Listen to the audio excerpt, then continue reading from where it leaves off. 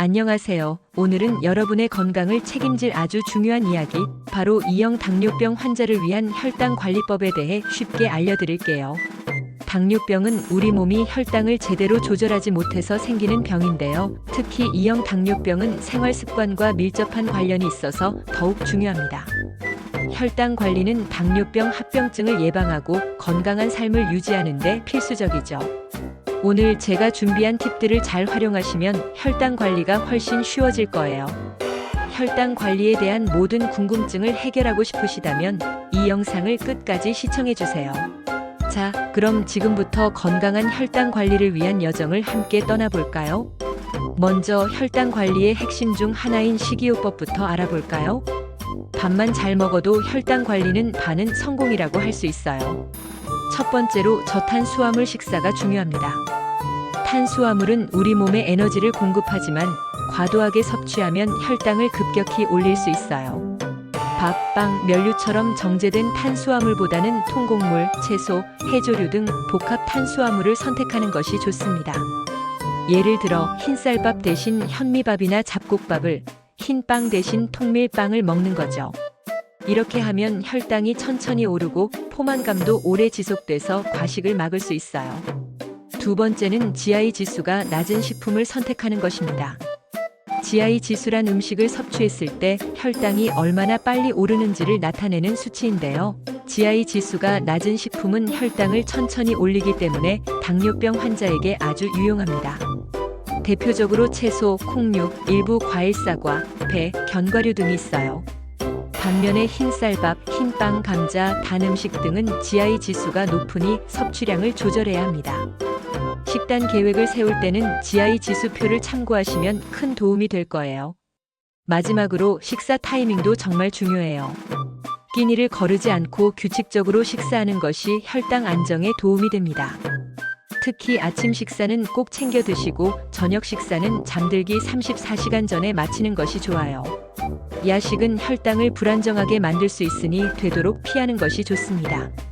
식사 속도도 중요한데요. 급하게 먹으면 혈당이 빠르게 오를 수 있으니 천천히 충분히 씹어서 드시는 습관을 들이세요.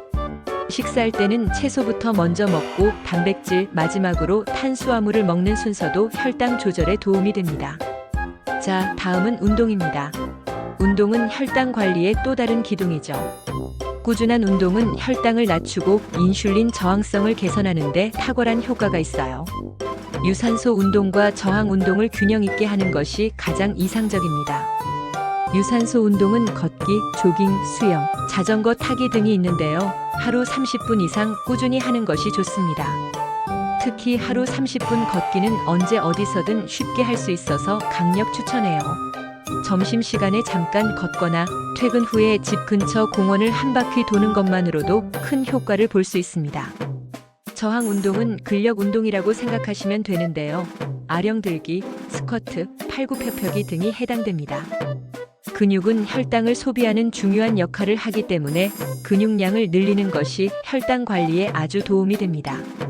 일주일에 2회나 3회 정도는 저항 운동을 병행하는 것이 좋습니다.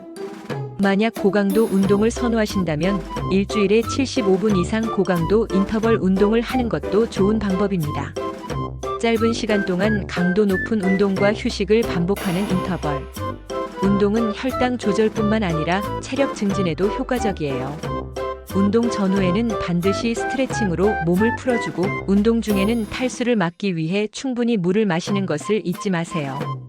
무엇보다 중요한 것은 자신에게 맞는 운동을 꾸준히 하는 것이라는 점 꼭 기억해 주세요. 혈당 관리는 비단 식단과 운동에만 국한되지 않습니다. 생활 습관 전반이 혈당에 영향을 미치죠. 첫 번째로 스트레스 관리입니다. 스트레스는 혈당을 높이는 호르몬 분비를 촉진할 수 있어요. 명상, 요가, 취미 활동 등 자신만의 스트레스 해소법을 찾는 것이 중요합니다. 스트레스를 제때 풀어주는 것만으로도 혈당 수치 안정에 큰 도움이 될 거예요. 두 번째는 수면의 중요성입니다. 충분하고 질 좋은 수면은 혈당 조절에 필수적이에요. 잠을 제대로 못 자면 인슐린 저항성이 높아져 혈당이 잘 조절되지 않을 수 있습니다. 하루 7 내지 8시간 정도 규칙적으로 잠자리에 들고 숙면을 취할 수 있는 환경을 조성하는 것이 좋습니다.